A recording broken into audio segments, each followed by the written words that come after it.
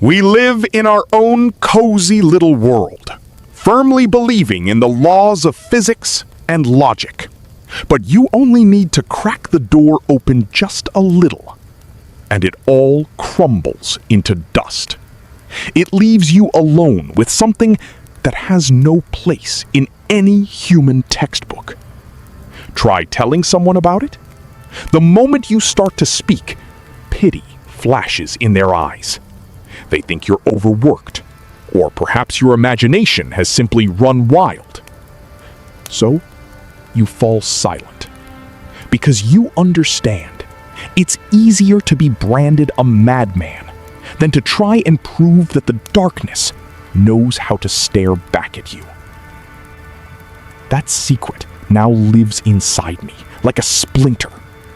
It reminds me every time the lights go out that the world is not at all what it seems at first glance, and that some doors are better left unopened. It was past 10 o'clock. I had finished dinner and bolted straight for my bed. The reason for such uncharacteristic haste? My grandfather wasn't telling me just any old folk tales tonight, the kind he'd heard from others or experienced himself. He rarely shared the really dark ones. He always said I was too young for such things. Usually, he'd just sit in the chair by my bed and tell me light-hearted, funny stories from his life. But all week, I had been methodically pestering him, and he had finally given in, promising that tonight he would tell me a few truly terrifying stories. I lay there with the blanket pulled over my head. A lamp was burning by the bed, its switch hanging right within reach. Grandfather was taking his time getting to my room. The lights in the living room and hallway had clicked off, but I heard no footsteps. I lay there, staring intently into the darkness of the open doorway, which was only barely pierced by the yellow glow of the lamp. The house was silent. I waited for it, eyes locked on that door. The door to my room began to open slowly and soundlessly. I lay on the bed, eyes wide, staring, but I saw no one. Suddenly, Grandfather lunged out of the darkness with his arms spread wide. Not scary at all, I said, truly. Grandfather looked at me doubtfully, smoothing out his white, fluffy beard. Honestly, I lied. I knew it was you. You stomp like an elephant.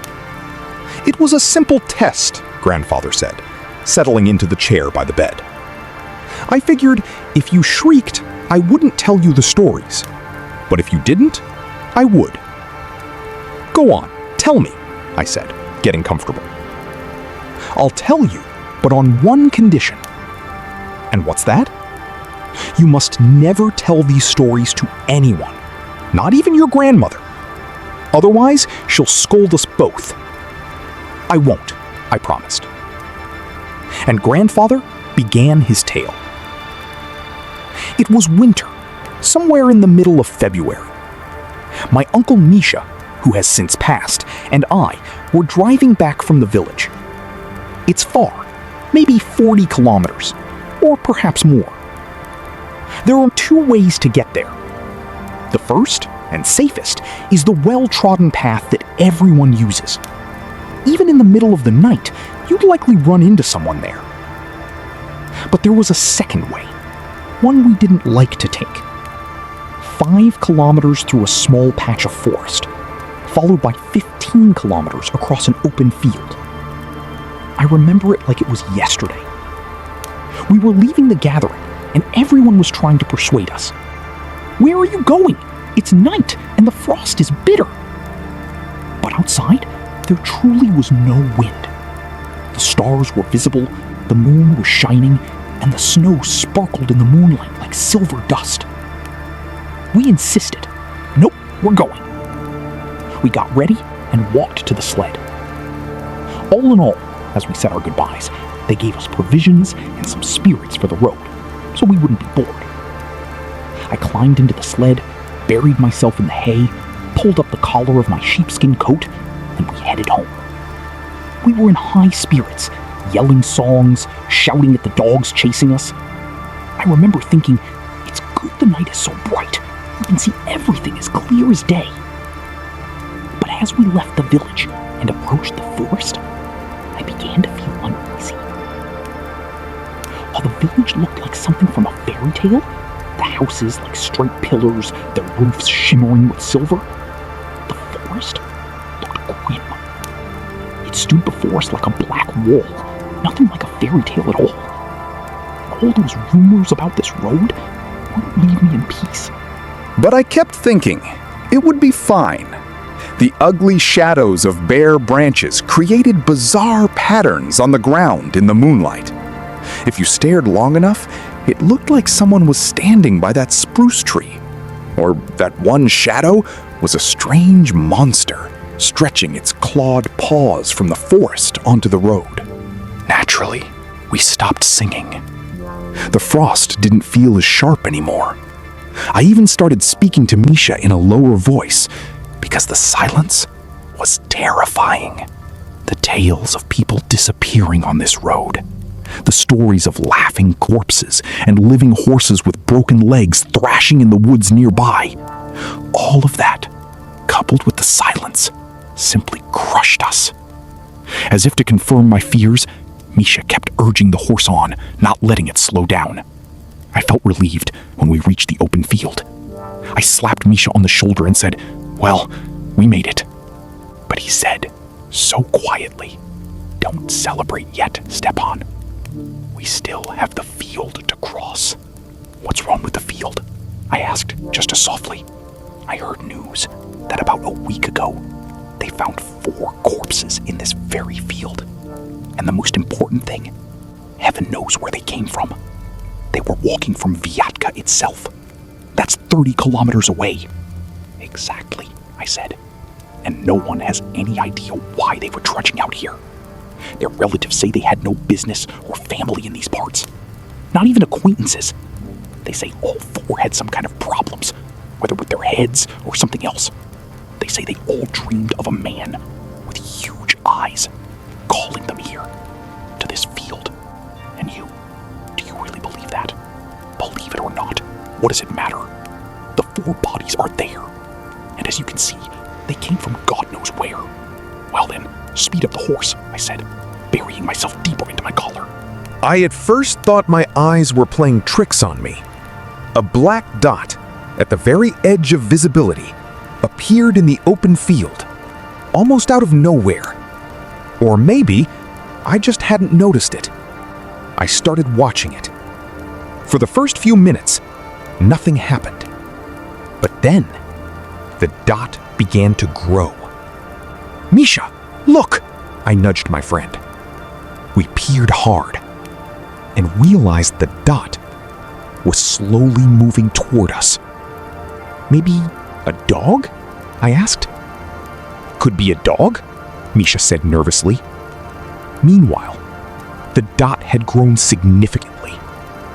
A minute later, I screamed, "Drive!" I didn't fully comprehend what I was seeing yet. But it wasn't a dog. It was something else. Whatever was running toward us from the left was moving on 2 legs. The horse was running as hard as it could, saving itself and our lives. I prayed for a miracle that it wouldn't stumble, as the snow was deep. It was a person, very tall, and it was running just slightly slower than the horse. It was literally 5 meters away from us, coming at full tilt. At one point, it nearly managed to grab the edge of the sled. And that's when I got a good look at it. The creature's massive eyes started nearly at its forehead and ended near its nose. It had a huge pupil, surrounded by a bright yellow iris. It felt like it could see right through you.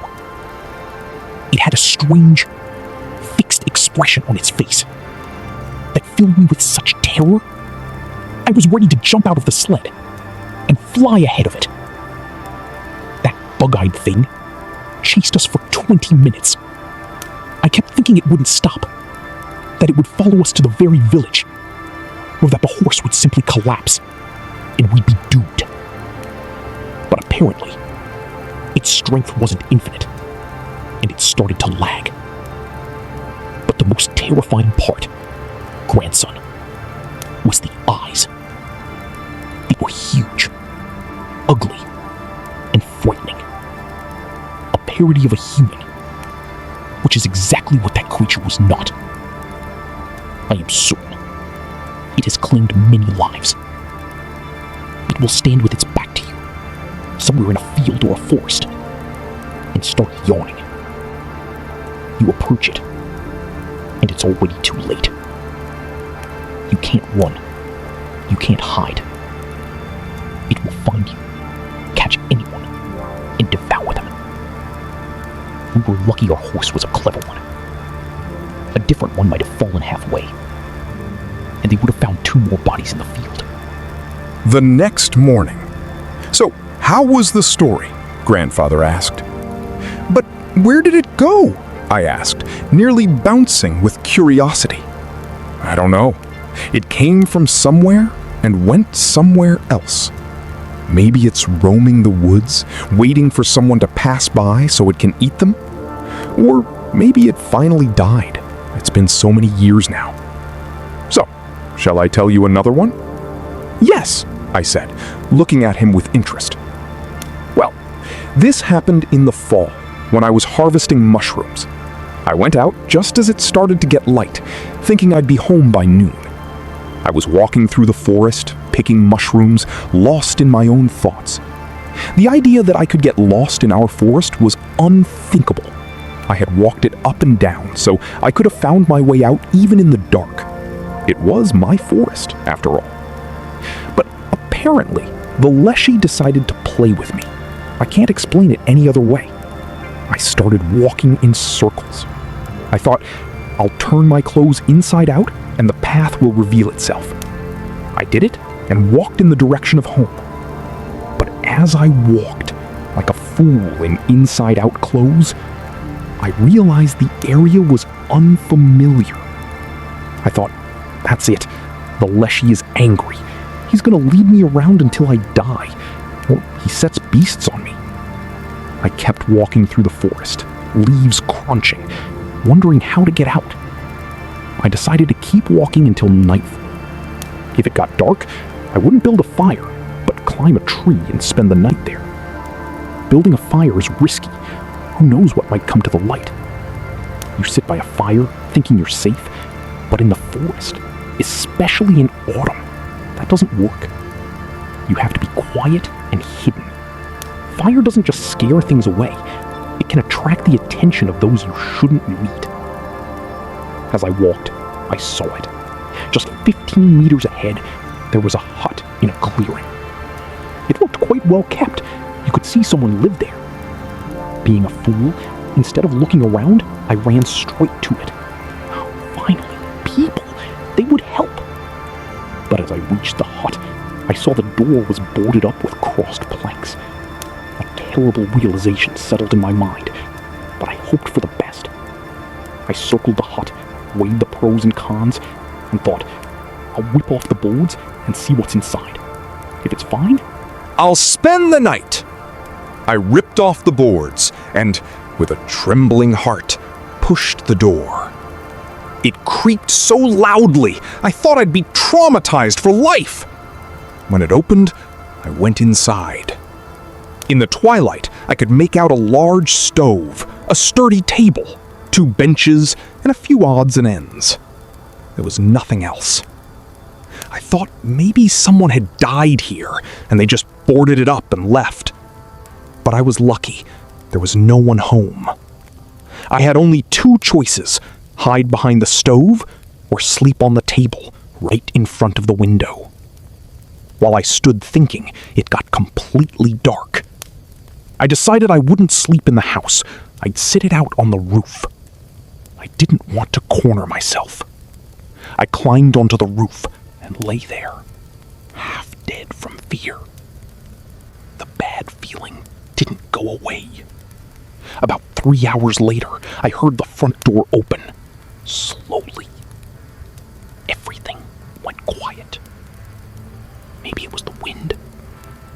animal? 5 minutes passed, and then a crash broke out inside the hut that nearly made me fall off the roof. Someone was clearly furious that I wasn't inside. Then the creak of the door again, and footsteps running away into the forest. I passed out from the shock, grandson. The most curious thing I found in the morning. I woke up on the roof. My body so stiff, it took me half an hour just to climb down. When I did, the fear was gone. I walked to the door of the hut and peeked in. The table and benches were smashed. A piece of the stove was broken off. Wood chips were scattered everywhere. And in the center of the room stood a coffin on 4 stumps, with a corpse inside. I took off running as fast as I could. I walked for about 5 hours, thinking I was going to die out there. But I got lucky and found a small village. When I told the locals what happened, they just sighed and shook their heads. They said I was lucky, but they never told me what that hut was or who lay in that coffin. So, have you had enough stories? Grandfather asked. No, tell me that one again, I said, pulling the blanket up to my eyes. And tell me one even scarier. Scary? Well, that can be done, Grandmother said, and began the next story. It was the middle of the day, beautiful summer weather, and I was home alone.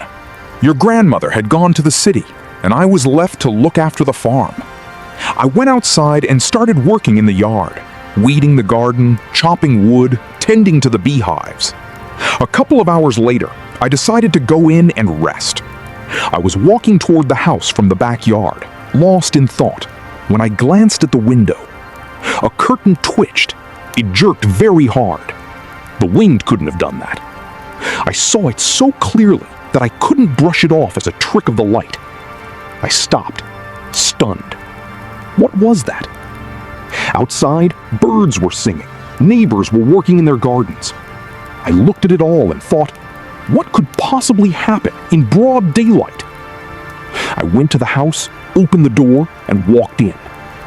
There was no one to be seen, and the spot where the curtain had moved didn't look any different from the rest. I walked around, checked everything, and thought, must be my imagination. There was no one here to move curtains in an empty house. I thought maybe a dormal void was playing tricks, moving things or hiding them. I worried for an hour or two, then forgot about it. About a week later, I was home alone again. To stave off boredom, I went into the yard to mow the grass. I picked up the scythe and started. After a while, I felt someone staring at my back. The gaze was so intense, I shivered and turned around. Standing in our window, with its face pressed against the glass, looking at me, was me. Sallow lips stretched into a madman's smile, bulging eyes, scabs peeling on its cheeks and forehead. I shrieked and blinked. When I opened my eyes, there was nothing there, just the curtain swaying slowly. I gave up on the chores and climbed the fence to my neighbor's house. I told him what I saw. Before helping, he shared a strange observation. Your hands, Dad. It's a thing. I can't really do much about it. My granddaughter does. She draws pictures and shows me. I started noticing she drew.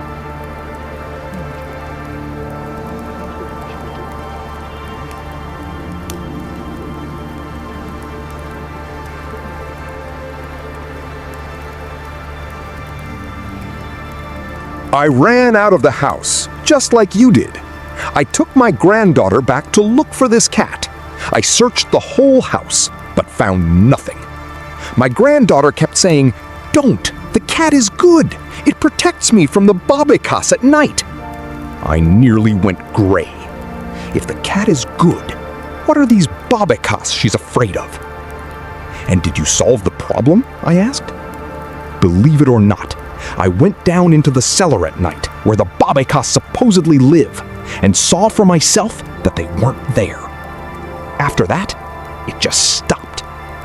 We checked my house. We found no one.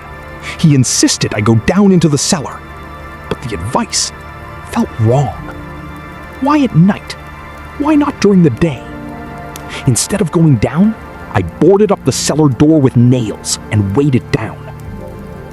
In the middle of the night, I heard a thud, then another. I realized something was trying to break out. We spent the rest of the night on the porch until dawn. When the sun rose, we went inside. The house was fine. Whatever was trying to break out hadn't managed to. But I went to tell my neighbor. I walked into his house, but it was empty. Doors wide open, as if no one lived there. A strange feeling told me to look in the cellar. I looked down and found my neighbor. His head had been torn off, lying under the stairs. His insides turned out. As it turned out, his granddaughter hadn't been there for 3 days. I still shiver at the thought. Who was I talking to that day? Cool story, I said, looking at my grandfather with wide eyes. Maybe one more? No, grandson. I've told you too much already. I don't even know how you're going to sleep tonight. Just one, please, I said, sensing that I definitely wasn't going to sleep tonight. All right, just one, and that's it for today, grandfather said, and began his story. It happened a long time ago. I was a guest at a wedding. A lot of people came. It was a grand event. But the wedding was unusual. The girl getting married was whispered about behind her back as the witch's daughter. It was a huge event. Everyone was invited. Friends, relatives, acquaintances. I was invited, even though I had no connection to them. I wasn't a relative. I hadn't even seen the bride before. I'd only heard rumors that she was a witch from a nearby village, possessing unusual beauty. That was all I knew. But it was strange. People were invited from all the villages, and everyone talked about the bride. But no one had heard a word about the groom. Some said he was from the city, others that he was a relative. But in truth, no one had ever laid eyes on him. But who thinks about such things? Who thinks about the fact that she's a witch's daughter? Everyone was thinking about dancing, drinking, and gifts. I was, too. When we arrived at the village, I realized this wasn't a wedding. This was a phenomenon. There were so many people, you couldn't get into the house. There wasn't even room in the yard. Tables were set out on the road, piled with food the likes of which your grandfather had never seen. People were devouring it, grabbing with their hands, stuffing their pockets, behaving like they were starving. Despite the festive atmosphere, I and others noticed one thing: the complete absence of relatives on the groom's side. It was odd, especially given the scale of the wedding. No single family, however wealthy, could afford this. And the groom? No one knew where he was from or who he was. But the people were partying, and those little details were forgotten. Late at night, as people were leaving, I sat at the table and noticed something interesting.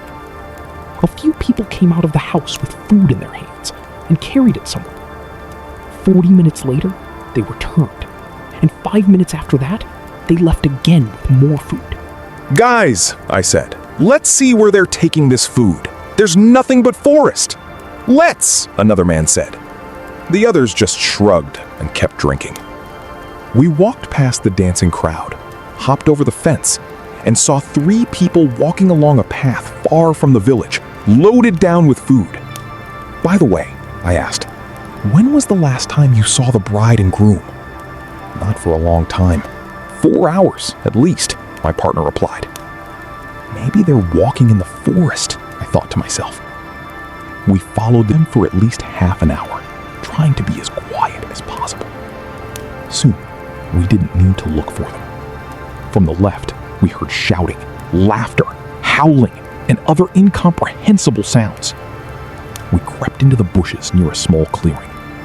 At the table, I saw the bride, She was beautiful and dressed up, her mother sitting next to her. But the groom and the guests shocked us. Horned devils were jumping, screeching, hissing, and doing God knows what. They roared something unintelligible, and the bride looked affectionately at her horned husband. I couldn't watch anymore. It was sickening. We decided to slip away from that clearing, where all the evil spirits had gathered to celebrate their wedding. As I ran, two thoughts spun in my head. That's why there were no relatives on the groom's side. That's where all the food and money came from. And that's why the whole neighborhood was invited. To distract the people while the spirits held their own celebration in the woods.